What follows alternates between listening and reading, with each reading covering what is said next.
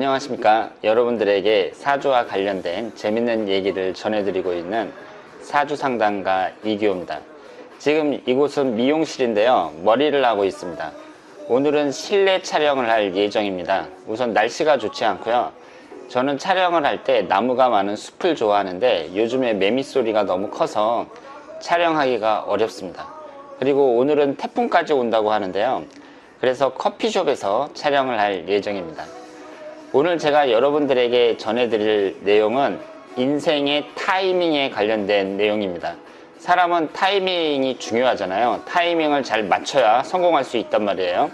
그러니까 시기, 때, 이것이 중요하다고 말씀을 드릴 수가 있는데요. 사람이 결혼을 할 때라든가 사업을 할 때 언제 해야 되느냐, 이 시기, 타이밍이 중요하다고 말씀을 드릴 수 있습니다. 그러면 이것과 관련된 재밌는 얘기를 잠시 후에 시작하도록 하겠습니다. 커피숍에 들어왔습니다. 제가 머리를 위로 올리다가 오늘은 내렸는데요, 여러분들이 적응이 안 되더라도 이해를 해 주시길 바랍니다. 자꾸 보다 보면은 또 이런 머리 스타일이 적응이 되실 거예요. 오늘 여러분들과 나눌 내용은 인생의 타이밍과 관련된 내용이라고 말씀을 드렸는데요, 그러니까 인생의 시기가 있잖아요. 언제 내가 이 일을 시작해야 되느냐, 언제 그만둬야 되느냐, 이런 시기와 관련된 내용이 인생에 미치는 영향은 대단히 크다고 말씀을 드릴 수 있습니다. 어떤 분이 한 25살에 결혼을 하셨단 말이에요. 그리고 이혼을 하셨습니다. 그러면 그분이 만약에 25살에 결혼을 안 하고 30살에 결혼을 했다, 그러면 이혼을 안 했을 수 있죠.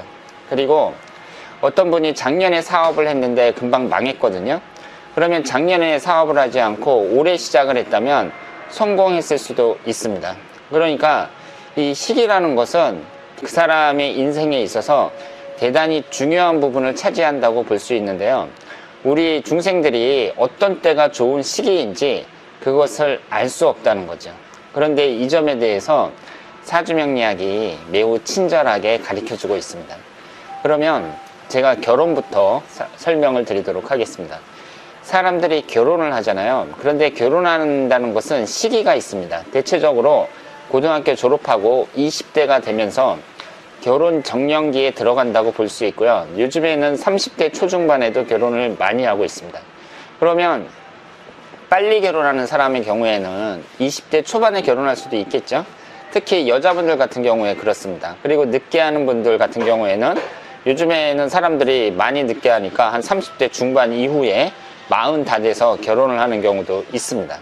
그러면 각자의 그 사람들이 어느 때 결혼을 하는 게 좋으냐 이거죠.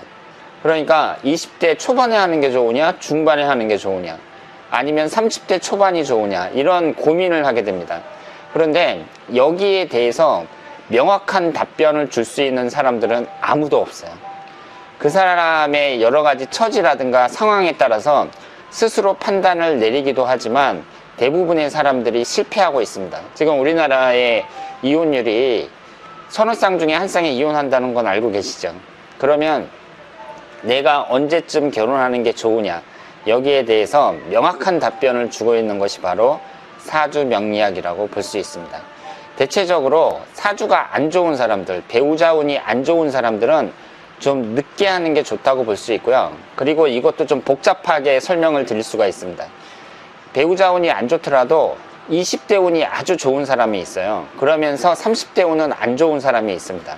그러면 그분의 경우에는 30대보다는 그래도 20대에 결혼을 하는 것이 좋은 배우자를 만날 가능성이 높다, 이렇게 말씀을 드릴 수 있습니다.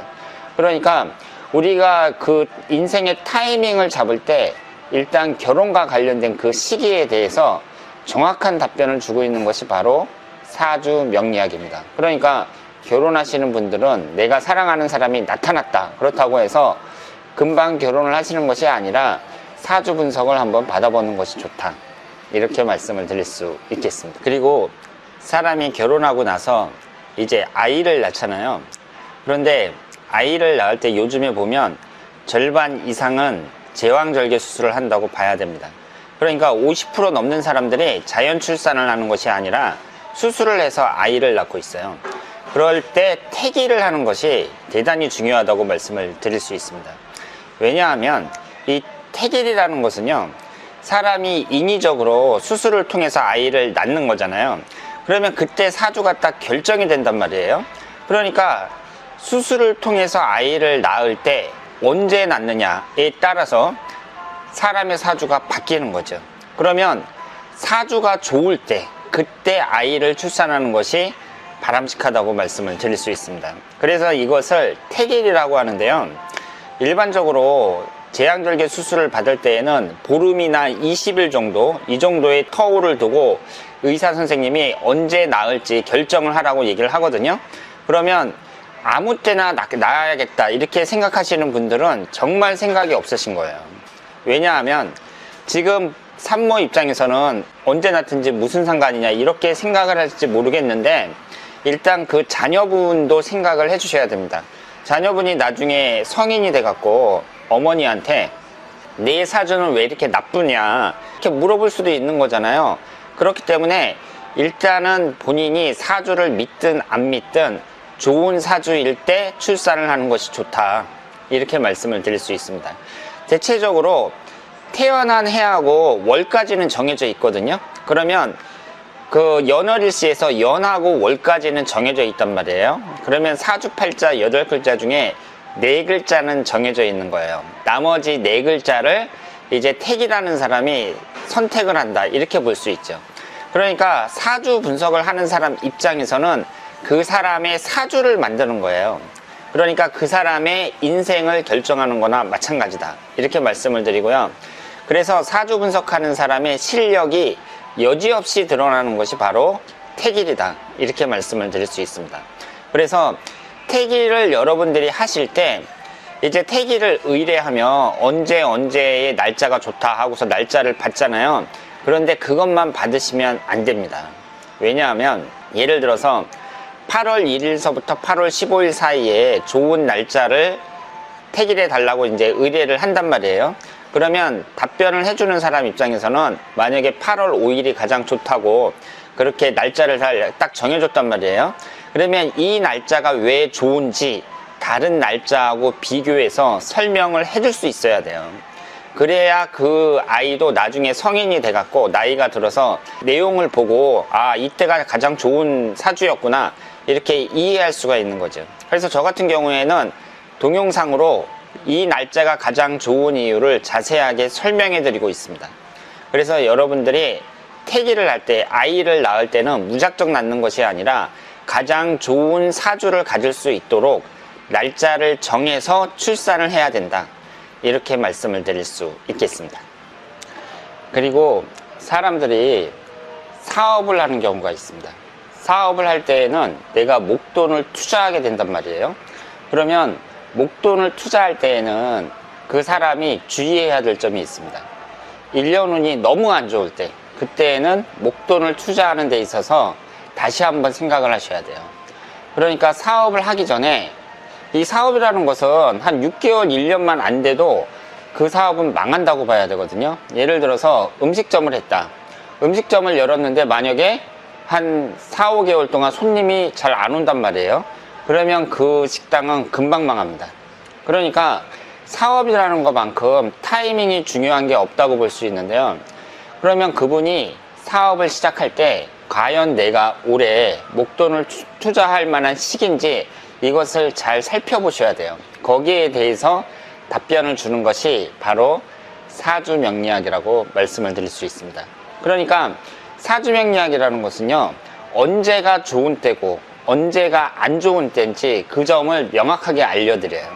그래서 여러분들이 특히 안 좋은 때, 그러니까 1년 12달이 있으면 일부는 아주 좋고 일부는 아주 안 좋아요. 그리고 나머지는 보통이라고 볼 수 있는데, 보통일 때 사업을 시작하셔도 돼요. 그런데 특히 안 좋을 때가 있습니다.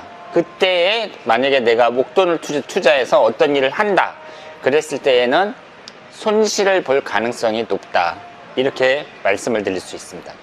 그러니까 우리가 세상을 살아가면서 선택을 하는 거잖아요. 사람의 인생은 선택의 연속이라고 말씀을 드릴 수 있는데, 내가 어떻게 선택을 하는 것이 현명한 것이냐, 여기에 대해서 인간은 고민할 수밖에 없습니다. 그러면 사업이면 사업, 결혼이면 결혼, 무슨 일을 할 때 내가 언제 할 것이냐, 그리고 언제 그만둘 것이냐, 여기에 대해서 인간들은 알 수가 없죠. 그런데 이 점에 대해서 명확하게 그 답변을 주는 것이 바로 사주명리학이라고 말씀을 드릴 수 있습니다. 유튜브에 보면 사람들이 상담을 많이 하잖아요. 그래서 심리학과 교수님이 나와서 상담을 하기도 하고, 그리고 여러 가지 훌륭한 분들이 많이 나와서 상담을 합니다. 그런데 이런 분들이 하는 상담하고 사주 상담은 질적으로 차이가 있어요. 그러니까 다른 분들은 일반론적인 입장에서 사람들에게 상담을 하는 거예요. 그러니까 사람은 열심히 살아야 된다, 포기하면 안 된다, 뭐 이런 식의 일반론을 주로 얘기하고 있습니다. 그런데 그분들하고 사주 상담하는 사람하고 어떤 차이가 있냐면요, 이 사주 상담하는 사람들은 그 사람의 운을 알고 있어요. 그러니까 다른 사람들은 그 사람의 운이 어떤지 알지 못한 상태에서 상담을 하는 것이고, 사주 상담을 하는 사람은 이 사람의 10대 운이 어떻고 20대 운이 어땠는지, 그리고 현재의 30대 운은 어떻게 흘러가고 있는지, 그리고 올해 운이 어떻고 내년 운은 어떤지, 이런 것을 파악을 한 상태에서 상담을 합니다. 그러니까 세상의 모든 사람들이 사주가 다 다르니까 상담 내용이 사람들마다 다 달라질 수밖에 없는 거죠. 그래서 일반론을 얘기하는 것이 아니라 그 사람의 상황에 맞게 상담을 하는 거예요. 그러니까 이 사주 상담하고 다른 분들의 상담은 질적으로 다를 수밖에 없다, 이렇게 말씀을 드릴 수 있습니다. 그래서 이 사주명리학이라는 것은 상당히 신비하죠. 그래서 다른 사람들은 어떻게 사람이 그런 것을 알 수 있느냐, 이런 생각을 하게 되고 이것을 무시하려고 합니다. 그런데 이 사주에 대해서 자세히 알게 되면 인류가 만들어낸 상당히 신비하고 재밌는 학문이라는 거, 이것을 알게 되고, 이 사주 토크 처음에 말씀을 드렸습니다마는 이 사주명리학이라는 것은 한국인들에게만 선택된 학문이에요. 그러니까 다른 사계절이 뚜렷하지 않은 아프리카라든가 동남아시아라든가 이런 사람들에게는 적용이 되질 않고, 한국, 중국, 일본, 동북아시아에 사시는 분들, 이분들에게만 적용이 된다. 그러니까 한국인들의 특권이다, 이렇게 말씀을 드릴 수 있겠습니다. 그리고 우리가 어떤 일을 할 때 시기를 알아야 되는 것들이 많이 있는데요, 그 중에 하나가 수술이라고 말씀을 드릴 수 있습니다. 제가 수술이라고 하면 여러분들이 거창하게 생각하실 것이 아니라 일반적으로 쌍꺼풀 수술을 생각을 하시면 돼요. 젊은 사람들이 쌍꺼풀 수술을 많이 받잖아요. 그런데 이런 수술은 내가 날짜를 정해서 하는 수술이란 말이에요. 그러면 수술을 할 때에도 아무 때나 하는 게 아닙니다. 왜냐하면 아무리 간단한 수술이라도 내 몸에 칼대는 거거든요. 그런데 그걸 누가 하죠? 바로 사람이 합니다. 의사가 해요. 그럼 의사도 사람이니까 실수할 수 있겠죠. 그렇기 때문에 운이 안 좋을 때 하는 것이 아니라 운이 좋을 때 수술을 하는 거예요. 물론 응급한 상황에서는 어쩔 수 없겠지만 내가 날짜를 정해놓고 하는 수술, 이런 수술은 운이 좋을 때 해야 합니다. 그러면 우리가 사주명리학을 통해서 올해의 운이 좋은지, 그리고 이달의 운이 좋은지 정확하게 알 수가 있습니다. 그래서 여러분들이 이런 수술 같은 걸 할 때에도 무작정 하는 것이 아니라 운이 좋을 때 결정을 해야 된다, 이렇게 말씀을 드릴 수 있겠습니다. 그리고 한국 남자들은 군대를 가잖아요. 자녀분들을 군대에 보내야 되는데요, 이것도 타이밍이 중요합니다. 여러분들 이런 말 들어보셨는지 모르겠는데 군대는 줄서기 나름이다, 이런 말이 있죠. 줄서기 나름이라는 건 무슨 뜻이에요? 운이라는 뜻이에요. 군대 가서 줄 잘못 쓰면 힘든 군대 가갖고 고생하고, 줄 잘 서면 편한 군대 가서 편하게 복무할 수 있다, 이런 뜻이 되겠죠.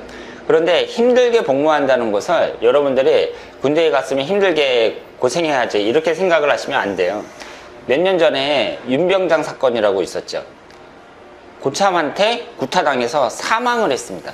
그러니까 이 군대라는 것은 자유가 없는 곳이에요. 그래서 그 명령에 의한 집단이기 때문에 평상시에 자유롭게 생활하던 젊은 사람들이 군대라는 곳은 상당히 낯선 곳입니다. 그곳에 잘못 들어가면 고생하는 경우가 많이 있고요. 그리고 지금 제대하신 분들 중에서 군대에서 뭐 잘못 맞아가지고 몸이 아프다든가 크게 작게 후유증에 시달리시는 분들이 엄청 많습니다. 그러면 여러분들이 이제 자녀분들을 아들을 군대에 보낼 때에도 보통 대학교에 갔다고 치면은 1학년 마치고 21살, 22살 이때를 이제 군대에서 보내거든요. 그런데 그때 운이 너무 안 좋잖아요. 아드님의 그때 운이 너무 안 좋단 말이에요. 그러면 다른 때 가는 게 좋습니다. 그러면 다른 때 갈 수 있는 방법이 뭐가 있겠어요?